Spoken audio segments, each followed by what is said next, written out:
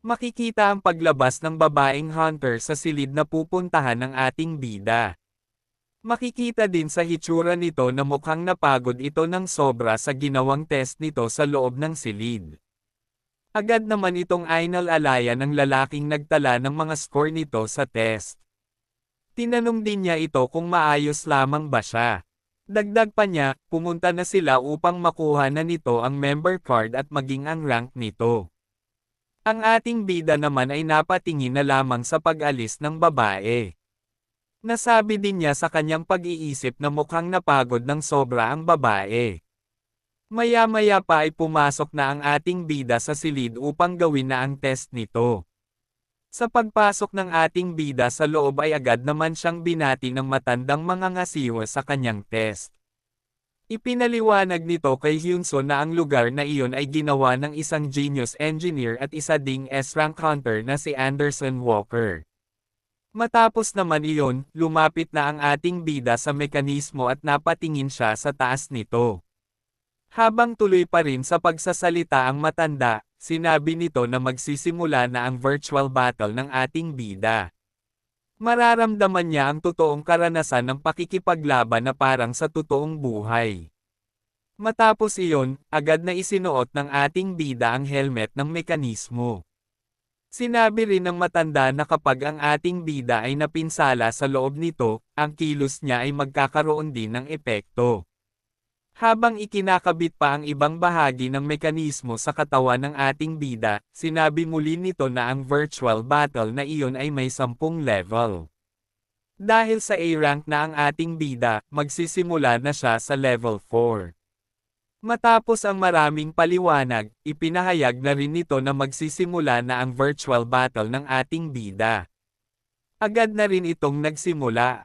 Maya-maya pa nga ay dinala na ang ating bida sa ibang lugar ng virtual battle, kung saan makikita siya sa isang kagubatan. At maya-maya pa nga ay tuluyan ng nabuo ang lugar, kung saan siya ay nasa level 4 ng antas ng hirap. Makikita din na kasama ng ating bida ang Heavenly Demon. Mapapansin din ang iba't ibang uri ng halimaw sa lugar na iyon. Habang pinagpapawisan ang ating bida, nasabi niya kung iyon na ba ang sinasabing virtual room. Nagsalita naman ang Heavenly Demon habang napahawak pa ito sa kanyang balbas at sinabi niya na sa tingin niya, ang taong gumawa ng lugar na iyon ay mukhang bihasa sa Mystical Dimensions Technique. Matapos marinig ito ng ating bida, naitanong niya ito sa Heavenly Demon kung ano ang Mystical Dimensions Technique. Ipinaliwanag ng Heavenly Demon na normal itong ginagamit upang lituhin ang isang kalaban o itago ang isang bagay. Dagdag pa ng pagmamayabang ng Heavenly Demon habang tumatawa, ngunit sa kanyang harapan, ang teknik na iyon ay walang magagawa. Sa pagyayabang ng Heavenly Demon, agad naman siyang pinatigil ng ating bida habang sinasabi niya na hindi na siya magtatanong dahil di na niya makayanan ang pagyayabang nito. Matapos naman iyon ay napatigil ang dalawa ng biglang pagtahimik ng paligid. Maya-maya pa ay may naramdaman ang Heavenly Demon na isang presensya ng nilalang. Maya-maya pa, makikita ang pagdating ng isang malaking halimaw na papasugod sa kanilang direksyon. Mabilis na nagpalabas ng aura ang Heavenly Demon, at habang naghihintay sa paglapit ng halimaw, sinabi niya sa ating bida na oras na para magsimula. Nang nakalapit na ang halimaw, agad itong inatake ng Heavenly Demon. Makikita ang pagtama ng atake ng Heavenly Demon sa katawan nito. Ngunit napabuntong hininga na lamang ang Heavenly Demon.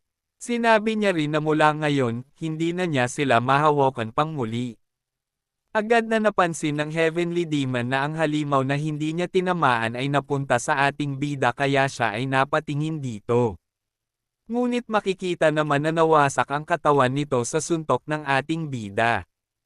Agad na, nagmayabang ang ating bida sa Heavenly Demon at sinabi pa niya kung ano na ang masasabi nito sa lakas na mayroon siya ngayon. Bahagya lamang na umimik ang Heavenly Demon sa sinabi ng ating bida. Ngunit nagulat naman ang ating bida sa pagsulpot ng maraming halimaw sa kanyang likuran. Matapos makita ito ng Heavenly Demon, nagsalita siya at sinabi na, "Lazy donkey roll," na ikinagulat ng ating bida dahil hindi niya maintindihan ang ibig sabihin nito. Sa pagsasalita ng Heavenly Demon, agad na nag-activate ang skill ng ating bida na, listening to instructions. Ngayon, maaari nang magawa ng ating bida ang sinasabi ng kanyang instructor. Kasabay noon, sinigaw ng Heavenly Demon sa ating bida na magpagulong-gulong siya upang maiwasan ang mga paparating na halimaw. Agad itong sinunod ng ating bida dahilan upang matagumpay niyang maiwasan ang mga halimaw.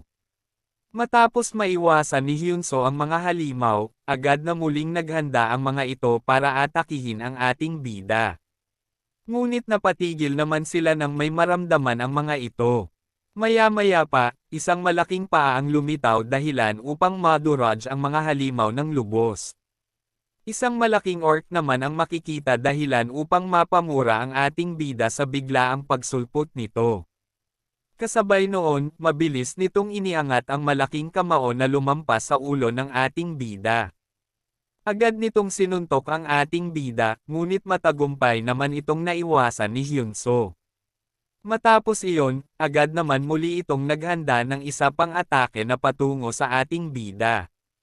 Ang ating bida, na hindi ito inaasahan, ay nagulat na lamang. Ngunit matagumpay pa rin naman niya itong naiwasan sa pamamagitan ng pagtungo ng kanyang ulo, dahilan upang ang puno lamang sa kanyang tabi ang tamaan ng suntok ng halimaw. Habang nahihirapan sa pag-iwas sa mga atake ng halimaw, pasigaw niyang tinawag na, "Master." Ang Heavenly Demon at tinanong niya ito kung ano ang gagawin niya dahil napakalaki ng halimaw na iyon. Tumawa naman ang Heavenly Demon kasabay ng kanyang paglipad pataas, habang sinasabi kay Hyunso na isa itong magandang oportunidad para masubukan ng ating bida ang hangganan ng kanyang lakas sa kasalukuyan. Kaya hahayaan na muna niyang ang ating bida ang humarap sa malaking halimaw. Sa ginawa ng Heavenly Demon, makikita ang gulat sa mukha ng ating bida. Maya-maya pa, seryoso niyang nasabi sa kanyang isip na mukhang tama naman ang Heavenly Demon dahil hindi niya makukuha ang kanyang rank kung tatakbo lamang siya ng tatakbo. Kasabay noon, mabilis na tumakbo ang ating bida at pasigaw niyang sinabi, "Tikman mo ang sipa ng isang A-rank." May lakas itong 1,377 puntos. Agad na sinipa ng ating bida sa paa ang malaking halimaw at makikitang ininda ito ng halimaw. Ngunit binaliwala lamang ng halimaw iyon, bagkus naghanda pa ito para suntukin muli ang ating bida. Nagulat naman ang ating bida nang seryosong tumingin ang halimaw sa kanya.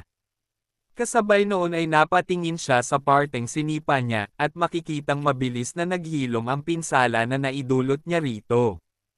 Lalong ikinagulat ito ng ating bida. Nasabi rin niya kung bakit mabilis lamang itong nakarecover sa pinsala nito. Habang nagtataka pa rin ang ating bida, agad namang kinuha ng halimaw ang pagkakataon upang mahuli siya, na matagumpay naman niyang nagawa. Ang ating bida, na nahihirapan sa pagkakakapit ng halimaw sa kanya, ay wala nang magawa kundi mamilipit sa sakit. Habang nahihirapan siya, nasabi niya sa kanyang isip na kung mawawala ang kanyang consciousness, para na ring hinayaan niya na mawasak na lamang ang pagkakataon niya na mabago ang kanyang buhay. Kasabay noon, tinawag niya ang Heavenly Demon. Agad namang kinausap ng Heavenly Demon ang ating bida gamit ang kanyang isip at sinabi nito na ikalma niya ang kanyang paghinga.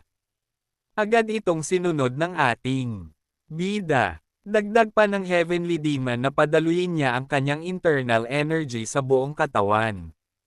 Mabilis naman itong sinunod ng ating bida, at makikita ang pagdaloy ng enerhiya sa kanyang katawan. Nasabi din niya na habang ginagawa ang sinabi ng Heavenly Demon, nararamdaman niya ang internal energy na ibinigay ng kanyang master. Nasabi rin niya na habang nakakaramdam ng sakit, nararamdaman niyang dumadaloy na ito sa buong katawan niya. Maya-maya pa ay mabilis na nawasak ang kamay ng halimaw dahilan upang makawala ang ating bida sa pagkakakapit nito. Kasabay noon, makikita ang pagkawasak ng buong braso ng halimaw na ikinasigaw nito sa sakit. Matapos makawala, mabilis namang nagtungo ang ating bida sa ulo ng halimaw habang naghahanda ng isang atake. Isang malakas na tuhod sa mukha ang pinakawala ng ating bida sa mukha ng halimaw. Dahil sa sobrang lakas nito, mabilis na nawasak ang ulo ng halimaw. Matapos noon, bumalik naman ang eksena sa ating bida na nasa labas ng virtual battle. Makikita ang ating bida, at ipinahayag na rin na matagumpay na natapos ni Hyunso ang level 4.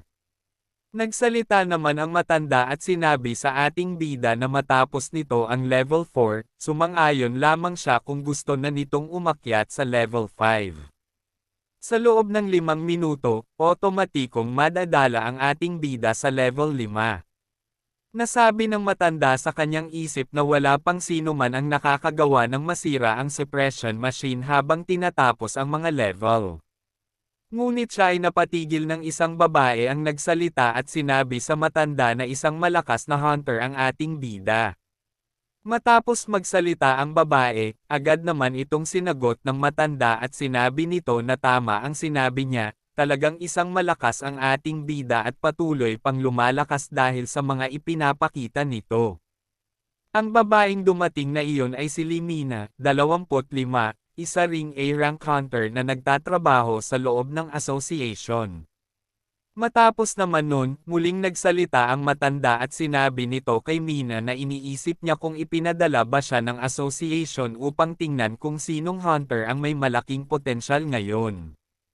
Sa tingin din niya, alam na ng association na may isang talentadong hunter ang kasalukuyang nagsasagawa ng kanyang test ngayon. Hindi naman ito sinagot ni Mina, bagkus, seryoso lamang nitong tiningnan ang ating bida sa ibaba. Napaisip din siya at, sa pagkakataong ito, hindi na niya hahayaan na makuha pa ng ibang guild ang isang pambihirang A-rank hunter na tulad ng ating bida. Lumipat naman ang eksena kung saan makikita sa loob ng virtual battle ang nagyayelong klima. Makikita din si Hyunso na hirap sa labis na lamig na nararamdaman niya. Habang namamangha naman ang Heavenly Demon, nasabi nito na kaya din palang gumawa ng klima ng panahon ang gumawa ng virtual battle na iyon. Naisip din nito na, bagamat marami ng eksperto ang bihasa sa teknik na Mystical Dimensions technique sa Merim, kakaunti lamang ang makakagawa ng lugar na iyon. Ngunit napatigil ang Heavenly Demon nang may isang babaeng tumatakbo papunta sa kanilang direksyon habang umiiyak at humihingi ng tulong, sinasabing iligtas nila siya. Agad naman itong tinulungan ng ating bida kasabay ng tanong kung ano ang nangyayari at kung maayos lamang ba siya. Hindi agad ito umimik kaya agad itong hinawakan ng ating bida sa braso at sinabi na magsalita siya. Ngunit hindi muli ito nagsalita, at makikita ang paglilisik ng kanyang mga mata. Kasabay nito, nagbago ang anyo ng babae, at lumitaw ang matutulis niyang mga ngipin na ikinagulat ng ating bida. Agad niyang sinakal ang ating bida matapos magpalat ng anyo. Habang hirap na hirap sa pagkakasakal ng halimaw, nasabi ng ating bida na ang level 5 na mga halimaw na kailangan patayin dito ay isang uri ng vampira. Muling lumipat sa labas ng virtual battle room. At makikita ang babae na seryosong pinagmamasdan ang mga ginagawa ng ating bida.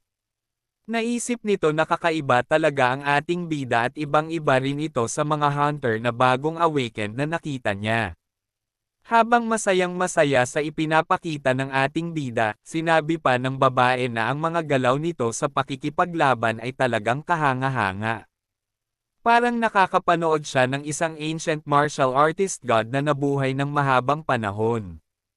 Makikita nga ang mga galaw ng ating bida sa pakikipaglaban na sa bawat atake nito ay may kasamang aura ng Heavenly Demon. Muling nagsalita ang babae at nagtanong kung talagang gagana ang mga galaw ng ating bida sa pakikipaglaban kung ganito lamang ang gagawin niya. Sa loob ng virtual room, makikita na natanggalan ng ating bida ng ulo ang halimaw gamit ang kanyang suntok. Matapos mapatay ang halimaw, lumitaw ang isa pang halimaw at sinabi nito na matagal na niyang hinihintay ang isang katulad ng ating bida na isang malakas na martial artist. Ngunit bigla siyang napatigil nang mabutas ang kanyang dibdib. Biglang sumulpot ang ating bida kasama ang Heavenly Demon sa likuran ng halimaw, at walang pag-aalinlangan na dinukot ng ating bida ang puso nito. Dahil dito, walang kahirap-hirap niyang napatay ang halimaw. Ang Heavenly Demon naman, na nakita ang mabilis na pagkatuto ng ating bida, ay napangiti at nasabi na hindi na masama si Hyunso bilang bagong martial artist. Matapos matagumpay na matapos ng ating bida ang ikalimang antas ng virtual battle, lumipat ang eksena sa labas ng virtual room kung saan masayang nagsalita ang matanda matapos malaman na natapos ng ating bida ang ikalimang antas. Sinabi nitong kahanga-hanga ang ating bida. Pagkatapos, sinabi rin niya na kung gusto ba ng ating bida na umakyat sa ika-6 na antas, magkakaroon siya ng kalahating oras na pahinga bago makapasok sa susunod na level. Makaraan ang ilang sandali, inabot na ng paglubog ng araw ang ating bida sa kanyang test. Makikitang siya ay pawis na pagod na lumabas sa virtual room. Nasabi niya sa kanyang isip na mukhang hindi na niya kayang umakyat ng isa pang level habang nadidismaya sa kanyang sarili. Ngunit napatigil siya nang magsalita ang matanda, sinasabing walang dapat ikadismaya ang ating bida dahil siya lamang ang kauna-unahang A-rank hunter na nakarating sa ika-6 na level. Dagdag pa nito, sumama ang ating bida sa kanya upang irehistro ang sarili sa kanilang opisina at maging isang hunter na.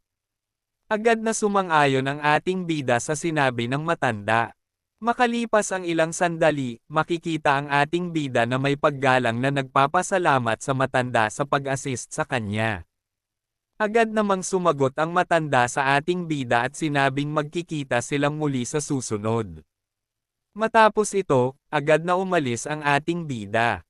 Pagpasok niya sa loob ng elevator, nagulat siya nang may isang babae ang tumawag ng kanyang pangalan mula sa loob ng elevator. Pagdating sa ibabang palapag at pagkakalabas ng elevator, agad na nagpakilala si Mina sa ating bida. Dagdag pa nito na siya ay ipinadala ng association upang kausapin ang ating bida. Hindi agad nakaimik ang ating bida dahil nagulat pa ito matapos makakita muli ng isang magandang babae. Matapos ang ilang sandali, tinanggap na ng ating bida ang pagpapakilala ni Mina. Habang nakikipagkamay siya kay Mina, ang Heavenly Demon naman sa tabi ng ating bida ay may pang-aasar at pagmamayabang, sinasabing ano ang masasabi nito ngayon matapos niyang maging master ang kinatatakutang Heavenly Demon sa buong Central Plain Merem. At ang mga babae ay nakapila para lamang makilala siya. Matapos ang pagpapakilala, lumipat ang tagpo kung saan nakaupo ang ating bida kasama si Mina na nag-aabot ng isang kontrata. Sinabi rin nito na ang kontratang ito ay mula mismo sa association kaya maaaring tingnan ng ating bida upang malaman ang mga makukuha niya kapag pumirma siya sa kanila. Agad naman itong kinuha ng ating bida at sinimulang basahin. Habang nagbabasa ang ating bida, nagsalita si Mina, sinasabing marami na siyang binigyan ng mga ganitong kontrata tulad ng isang A-rank na kagaya ng ating bida. Kaya't hindi dapat magmadali si Hyunso at basahin itong mabuti. Habang nagbabasa si Hyunso, nasabi niya sa isip na sa wakas, isa na rin siyang hunter habang makikita pa ang kanyang saya at bahagyang namumula. Dagdag pa niya na ang kanyang say sa Hurin ay malaki at makakatanggap pa siya ng bonus sa bawat portal na kanilang papasukin. Naalala din niya noong mga panahon na isang support lamang siya at kinakailangan pa niyang magdeposito sa kumpanya upang makasali sa pagpasok sa mga portal. Matapos niyang mag-isip, napatigil siya nang magsalita si Mina, sinasabing ang kontrata na hawak niya ngayon ay siya mismo ang naghanda para sa ating bida. Habang nag-uusap ang ating bida at si Mina, sumingit ang Heavenly Demon at sinabing maganda ang babae na nasa kanilang harapan. Ang kagandahan nito ay pambihira na maging sa pinanggalingan ng Heavenly Demon ay mahirap makakita ng ganito. Napatingin ang ating bida sa Heavenly Demon na may pagkabahala, iniisip na matanda na ito ngunit marunong pang lumandi. Nagtanong ang Heavenly Demon sa ating bida kung hindi ba niya gusto ang babaeng tulad nito. Sa sinabi ng Heavenly Demon, napakagatlabi ang ating bida sa inis dahil sa mga sinasabi ng kanyang master, kaya't hindi siya makapag-focus sa binabasa niyang kontrata. Si Mina naman, nang makita ang pagbabago sa mukha ng ating bida, ay napaisip kung hindi ba gusto ng ating bida sa detalye na nakasaad sa kontra. Muling nagsalita ang Heavenly Demon, sinasabing dapat huwag umasa ang ating bida sa makukuha niya sa kontrata. Bagkus, kailangan niyang kuhanin ang mga bagay na nararapat para sa kanya lalo na ngayon na isang malakas na hunter na siya. Matapos sabihin ito ng Heavenly Demon, agad na na-activate ang skill ng ating bida. Sinabi niya na dapat siya ang masunod sa kontratang kanyang pipirmahan. Sa sinabi muli ng Heavenly Demon, napaisip ang ating bida sa haba ng kontrata na kanyang babunuin sa association na aabot ng 10 taon. Matapos nito, agad na sinabi ng ating bida ang gusto niyang baguhin sa kontrata, kung saan kinakailangan na 5 taon lamang ang itatagal niya sa association.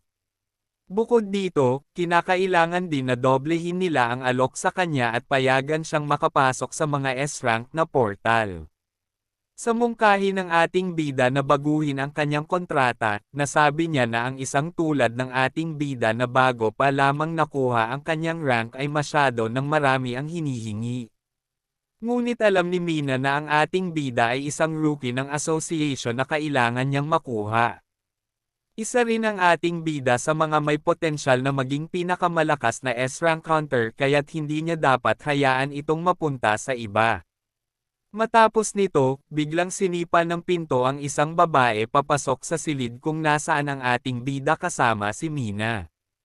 Pasigan niyang sinabi kung seryoso ba talaga ang association sa alok na kanilang ibinibigay. Dagdag pa nito, tinanong niya kung may sinseridad ba ang association sa kanilang mga alok. At nagbibigay pa din sila ng mga kontrata na para sa kanilang pansariling layunin lamang. Sa pagdating ng babae, ikinagulat naman ng dalawa ito. Nasabi din ni Mina sa kanyang pag-iisip kung bakit ang babae na ito ay naruroon. Habang ang ating bida ay napasabi na lamang sa titulo ng babae na Red Lion. Agad naman na lumapit ito sa ating bida at nagpakilala na siya si Hayerek mula sa Red Lion Guild. Agad din itong nakipagkamay sa ating bida, sabay sabing kung hindi naman siya. Nakakagulo sa kanilang pag-uusap sa pagdating niya. Pilit naman na ngumiti ang ating bida habang sinasabi na hindi naman ito nakakaabala. Dagdag pa niya sa kanyang pag-iisip na isang S-rank hunter ang kanyang kausap ngayon. Habang ang Heavenly Demon, ang master ng ating bida, ay napatawa na lamang ng malakas habang sinasabi na ang babae na iyon ay may kakaibang ganda rin. Ang ating bida naman, na narinig ang sinabi ng Heavenly Demon, ay nasabi na lamang kung seryoso ba ang matandang ito, bakit siya umaakto na parang marami siyang alam tungkol sa babae. Matapos naman iyon, umupo si Yerek at sinabi nito sa ating bida na ang Red Lion Guild ay kayang ibigay ang lahat ng kayang ibigay ng association, at kahit sobra pa dito kung gusto ng ating bida, kaya nila itong ibigay. Matapos naman sabihin ito ni Yerek, naiinis na sinabi ni Mina na ang gusali na iyon ay sa kanila, kaya hindi dapat naruroon ang isang katulad ni Yerek. Dagdag pa niya, tinanong na kung bakit niya ininom ang kanyang juice. Nagsalita naman si Yerek at sinabi na kung hindi ba nito alam na isa rin siyang hunter na rehistrado sa association, sabay sinabi na masama ang lasa ng juice nito. Lumipat naman ang eksena sa ating bida na nagulat sa sinabi ng Heavenly Demon na habang nagpapalabas ito ng kanyang aura, sinabi nito na ang babaeng ito ay malakas sa lahat ng nakita niyang nilalang sa mundo na iyon matapos niyang madala sa mundong iyon. Napaisip naman ang ating bida at sinabi na si Hayerek ay isang S-rank hunter at siya din ang guild leader ng pinakamalakas na guild sa Korea, ang Red Lion Guild. Dagdag na paliwanag ni Yerek sa ating bida na kung iisipin lamang nito ng kaunti, ang isang guild ay mas marami ang maibibigay kumpara sa isang association lamang dahil ang association ay maraming binabayarang gastusin kumpara sa isang guild. Naiinis naman na sumagot si Mina at sinabi nito na ang association ay nagbabayad din sa pag-raid ng isang portal. Sumagot naman si Yerek at sinabi kay Mina na ang impormasyon na alam nito ay masyado ng luma, dahil sa pagkakataon na ito ngayon, ang Red Lion Guild ay mayroon na ding parehong batas na sinusunod at may parehong karapatan din ito sa lahat tulad ng sa association. Sa ngayon, hinihintay na lamang ang desisyon ng mga komite at ito ay sikrito pa sa publiko. May pagtataka naman na sumagot si Mina at sinabi nito na kung totoo ba ang pinagsasabi nito dahil titingnan niya ito. May pagmamalaki naman na sinabi ni Yerek na tingnan lamang niya ito hanggat gusto niya. Nasabi naman ng ating bida na kahanga-hanga ang tagumpay ng guild na ito. Dagdag pa niya na ang guild na ito ay may level na nakatumbas ng mga matataas na association sa mundo. At nagpatuloy na ang dalawa sa pagtatalo kung sino ang mas magaling sa kanila. Ngunit napatigil naman ang dalawa sa pagtatalo nang biglang tumayo ang ating bida, dahilan upang makuha ang atensyon ng dalawang babae. Kasabay nito, nagsalita ang ating bida at sinabi na siya ay nakapagdesisyon na kung saan siya pipirma ng kontrata. Mabilis naman na tumayo ang dalawa upang malaman ang desisyon ng ating bida.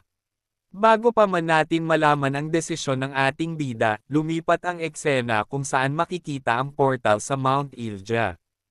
At sa loob nito, makikita ang mga hunter na kasalukuyang nakikipaglaban sa mga halimaw. Makikita nga na unti-unti nang nauubos ang mga hunter na pumasok dito. Ang isa naman sa mga hunter ang nakikita ang nangyayari at nasabi na lamang sa kanyang pag-iisip na, ayon sa report, ang portal na iyon ay may tubig sa ilalim. Ngunit ito ay hindi basta-basta na tubig lang. Isang dagat pala ang nasa ilalim nito. Dagdag pa niya, habang nakikipaglaban, mabilis na dama-dami ang mga halimaw na naroon at mas marami pa ang bilang nito kumpara sa kanila. At, ang portal na ito ay hindi talaga isang B-rank lamang. At kung tatagal pa ito, lahat sila ay mauubos at doon sila mamamatay. Kasabay noon, naglabas siya ng isang bagay upang balaan ang iba pang kasama nila sa taas bago pa mahuli ang lahat.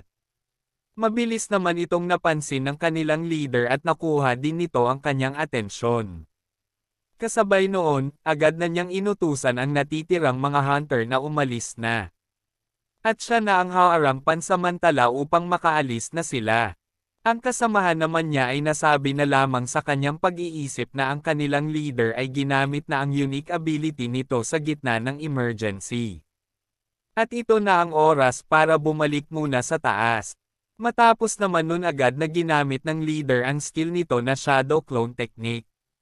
At mabilis na dumami sa madami ang leader at mabilis din nitong kinuha ang mga sugatang kasama nito.